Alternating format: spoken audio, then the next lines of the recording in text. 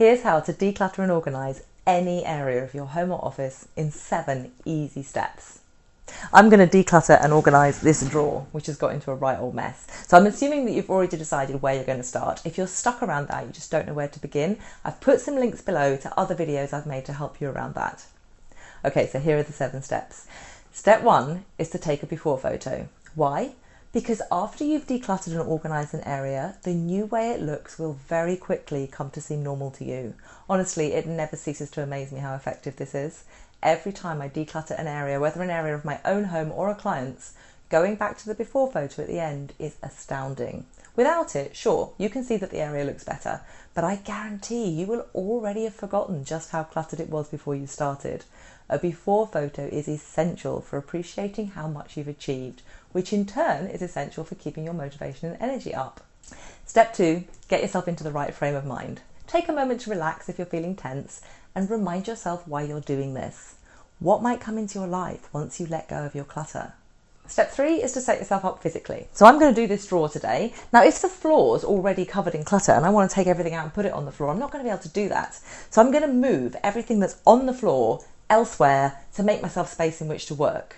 Now, if that means piling unsorted clutter from the floor on top of unsorted stuff elsewhere, so be it for now. I'm going to get to that another time. For this session, I'm going to concentrate just on the contents of this drawer and I'm going to make space for me to do that. If you're going through a lot of stuff, assemble containers to sort your stuff into. If there's not too much, you might be able to sort simply into piles, but if your piles of stuff get large, they can start to get messy and overlap, and you might lose track of what category you've sorted items into. Don't go out and buy new containers. I'm sure you've got plenty of boxes and bags around your home that you can use. You're going to need at least 6 containers, and I'll explain in a moment why that is. What containers you use will depend on what you're decluttering. So, for example, if you're sorting out your wardrobe and the chances are that you're going to be taking some stuff to the charity shop, you might want to use some dustbin sacks or some strong carrier bags. Whereas I'm sorting this drawer and it's got mostly kind of officey stuff in it, so I'm going to use boxes and tubs. The reason I said you'd need 6 boxes or bags is that you're going to sort your stuff into 6 categories. Here are the categories. Category 1, this stays here. I'm keeping it and I'm going to return it to this shelf, this drawer, this cupboard that I'm decluttering at the moment. Category 2, action. I need to do something in relation to this. All clutter is either a deferred decision or an incomplete task. So as you go through your stuff, you will inevitably find things that you need to do. Perhaps the item belongs to someone else and you need to return it, or you're going to give it away, or it needs fixing. Put anything that's waiting for something to be done, or that you can't declutter until you've done something about, into your action container. Category 3, belongs somewhere else. I'm keeping it, but it belongs elsewhere in my home. The point of this container is to stop you getting distracted. Instead of continually walking away from the area you're decluttering to put stuff away and then spotting other things that need doing and getting caught up in them, you wait until the end of the session to put stuff away elsewhere in your home. Category 4, recycling. Category 5, general rubbish, the stuff you send to landfill or incineration. And the final category, category 6, and this is a really important category, is I'm not sure whether or not I want to keep this. The purpose of this category is to stop you getting hung up and stopped by a particular item that you just can't make a decision about. If you feel you have to make a firm decision about every item immediately, it's easy to get stuck.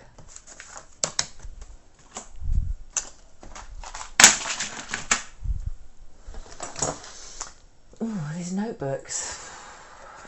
I don't really use notebooks very much anymore, but they're quite pretty, and I mean, I can imagine I might use them. I don't really know whether to get rid of them or not. What if I get rid of them and then I wish I'd got a notebook? And then you're sitting there for a long time, unable to work out what to do. You might be making decisions about items you haven't seen for a long time, possibly things you'd forgotten you had. You need time to reacquaint yourself with these before you can decide what to do about them. But you don't want to spend so much time reacquainting yourself that it takes you ages to decide about every item. Having a not sure category, allowing yourself to be unsure, enables you to keep moving while your brain works in the background without you even noticing on the items you're not sure about. So those are the 6 categories I recommend you use. Now, that's not to say you can't amend them to fit the type of stuff you're decluttering. For example, if you think you're going to send a lot of stuff to a charity shop or a thrift store, you might want a container specifically for that. In the UK, charity shops will take bags of clothing that's too worn to be resold as clothing itself for recycling. So if you're decluttering and organising your wardrobe, you might specifically want a bag that you label rags. But the 6 categories I've listed here are a basic set that you can use in any area of your home or office. If you're likely to struggle to remember which container is which, label them.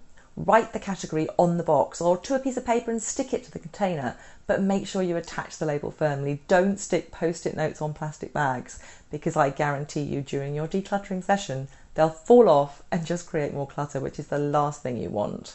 Step 4 is to clear out and clean the area you're decluttering. Getting everything out of the area and then going through it ensures that you don't overlook anything. Plus, it enables you to clean the area. It might be the only time you get to wipe all the dust off a shelf or vacuum all the bits out of a drawer. Now, cleaning might not seem like it's part of decluttering, but the thing is, when an area is cluttered, it's really hard to get it clean. So either you don't clean it at all, or you kind of clean a bit around the stuff and never really get it properly clean. So when you take everything out of the area, you'll probably find a fair bit of dust and bits of dirt. So run the vacuum cleaner around it or rub it down with a damp cloth and get it clean. Stage 5 is where you're actually starting to make decisions. Go through each and every item systematically, and the important word here is systematically. Consider each and everything one at a time and decide which of your 6 boxes and bags it belongs in. To help you decide, ask yourself 3 questions to determine whether or not you want to keep it, and if you are keeping it, think about where to keep it. So with each item, ask yourself, 1, do I need this for legal reasons? If I get rid of this, could I get into trouble legally or financially? 2, am I realistically likely to use it? And the key word here is realistically. We're not talking about a teeny tiny chance that you might just find a use for it one day in the dim and distant future, especially if it's something that's easily replaceable. If you're unsure how realistic it is that you'll use something, consider whether you've used it in the last 12 months. Now, it's not like you have to get rid of anything you haven't used within a year, but it can help you to get real about how likely you are to use something.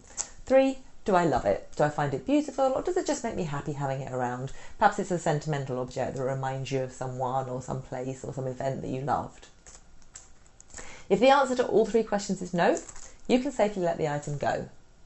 On the other hand, if the answer to at least one is yes, so you decide to keep the item, ask yourself, where's the best place to keep it? Is it here, or is it elsewhere in my home?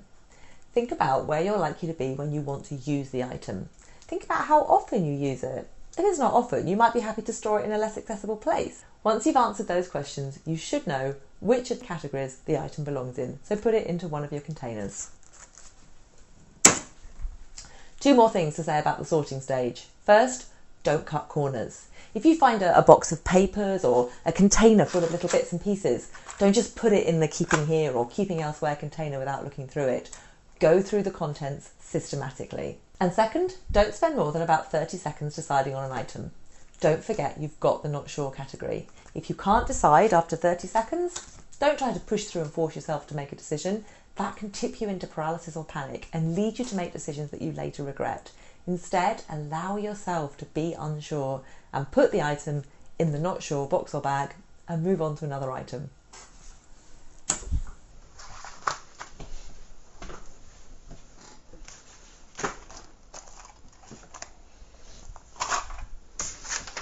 So that's step 5, and by the time you've completed it, you'll have sorted through every item in the area you're working on and put it in one of your 6 containers. Now you can move on to step 6, which is to deal with the contents of each box or bag, starting with the not sure box or bag.